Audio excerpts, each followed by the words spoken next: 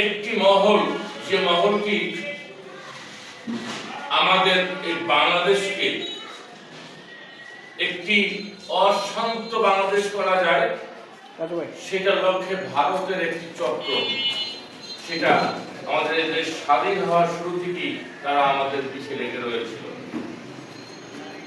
এটার কারণেই এই বুদ্ধিজীবীদেরকে তারা মেরে ফেলেছেন।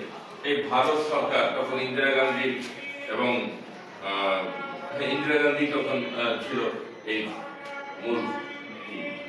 কিন্তু আপনারা জানেন যে ব্রিটিশ সরকার ছিল, আওয়ামী লীগ সরকার ছিল, আসলে তারাও চায়নি এই দেশকে বিনষ্ট করার জন্য, কিন্তু তারা ছিল এই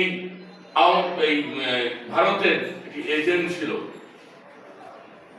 তাদেরকে ইউজ করা হয়েছে এই দেশের মূল ভূখণ্ডকে তারা বিভক্ত করার জন্য এবং অশান্ত করার জন্য এই আওয়ামী লীগকে ইউজ করেছে এবং ইতিহাসকে তারা বিলুপ্ত করে দিয়েছে।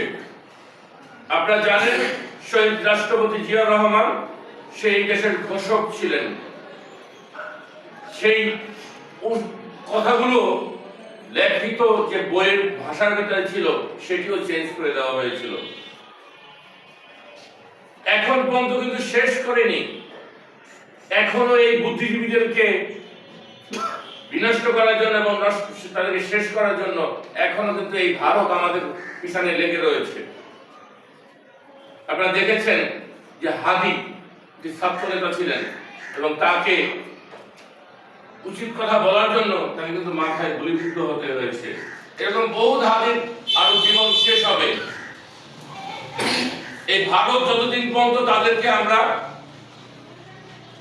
যদি যেরকম বিগত ফ্যাসিস্ট সরকার তাদেরকে সুযোগ সুবিধা দিয়েছে, এখন সেই সুযোগ সুবিধা পাচ্ছেন না, আবারও শুরু হয়েছে মেধা শূন্য করার জন্য।